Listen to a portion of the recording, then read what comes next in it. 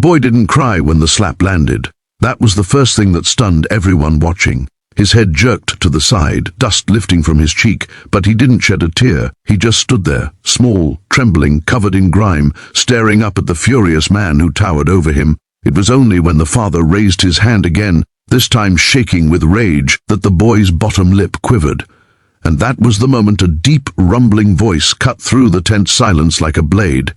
It came from behind the rows of men in leather vests, men who had been watching the commotion with folded arms and unreadable faces. One of them stepped forward, boots crushing gravel, his shadow swallowing the father whole as he growled, "Hit him again. I dare you." What happened next would change the boy's life forever. If you believe every child deserves kindness and second chances, please like, comment, share, and subscribe. It really helps us keep telling stories that matter.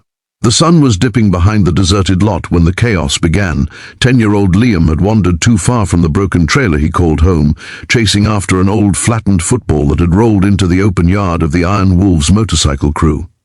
He knew better. His father had warned him plenty of times that bikers were dangerous, but hunger and loneliness had a way of pushing fear aside.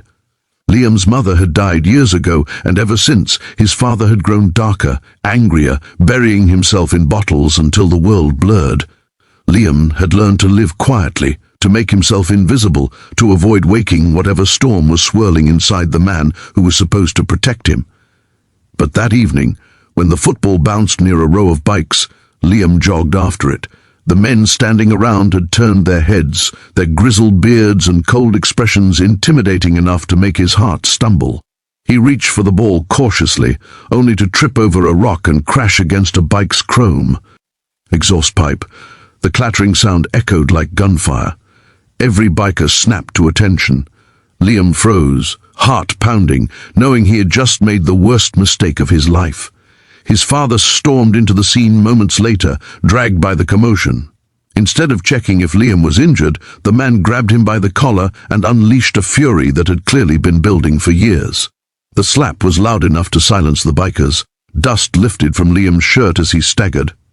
The father's anger wasn't really about the boy. It was about life, poverty, failure, 1,000 wounds he never healed. Liam just happened to be the nearest target. The father's raised hand trembled as he prepared to strike again, until a heavy hand clamped around his wrist. The biker who had stepped forward was tall, broad-shouldered, with a streak of grey in his beard and a burning intensity behind his eyes. His name was Marcus, known among the wolves as someone who didn't tolerate injustice of any kind, especially toward those who couldn't defend themselves. His voice came out low, dangerous, and full of warning. And just like that, the father's rage evaporated into fear. For a long moment no one breathed. Marcus didn't have to raise his voice.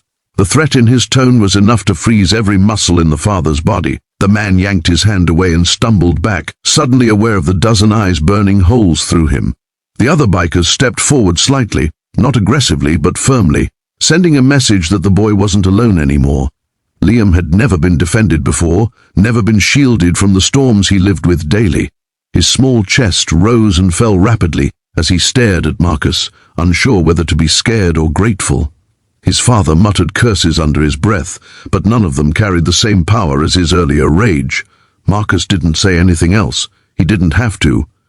The father took a step back, then another, and then, defeated by his own shame, he turned and hurried away. The bikers dispersed slowly, returning to their bikes or leaning against nearby railings. Marcus crouched down until his eyes were level with Liam's. The boy's lip was bleeding, his shirt was torn, his innocence hung on by a thread. Marcus scanned him quietly, making sure he wasn't hurt, though he could clearly see the wounds that didn't show on skin. Instead of asking the boy where he lived, because he already knew, Marcus asked if he was hungry. Liam hesitated, then nodded quickly. The simple question cracking open something inside him he had kept sealed for too long. Marcus took him inside their makeshift clubhouse, where the air smelled of gasoline, leather, and fresh-cooked stew. The other men watched, surprised, as Marcus handed Liam a bowl of food and sat across from him like a silent guardian.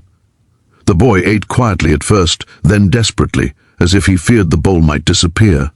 When he finished, Marcus slid a second, serving his way without a word. A few bikers exchanged glances. Marcus wasn't known for softness, but no one questioned him. Something about the boy had struck him differently, awakened something he thought had died long ago. Over the following weeks, Marcus kept an eye on Liam. He didn't try to replace the boy's father, he simply became a safe presence. Sometimes he gave Liam scrap metal to tinker with, teaching him how engines fit together. Sometimes he just let the kid sit nearby and breathe in peace. Slowly, the boy began to change. His shoulders straightened, his eyes brightened, his fear lessened. One night, Liam arrived at the lot with bruises worse than before. Marcus didn't ask questions, but the look in his eyes promised answers.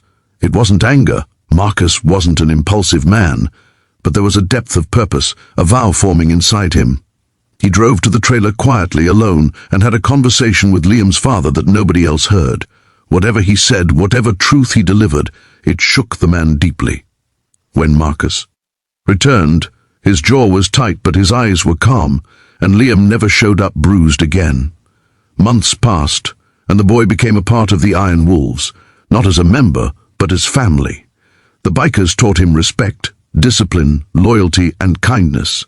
Marcus taught him how to stand tall without raising a fist, how to build something with his own hands, how to survive without losing his heart. For the first time, Liam had people rooting for him. Years later, long after he outgrew his old life, Liam would remember the moment that changed everything. Not the slap, not the fear, but the hand that stopped the blow. The voice that dared a grown man to rethink his choices. The stranger who saw a frightened child, not a burden. Marcus didn't save him with grand speeches or heroic gestures. He saved him by refusing to let cruelty continue. If this story touched your heart, please like the video, share it, and subscribe so more people can experience stories of hope, courage, and second chances. Before we end, please comment below and tell us which moment moved you the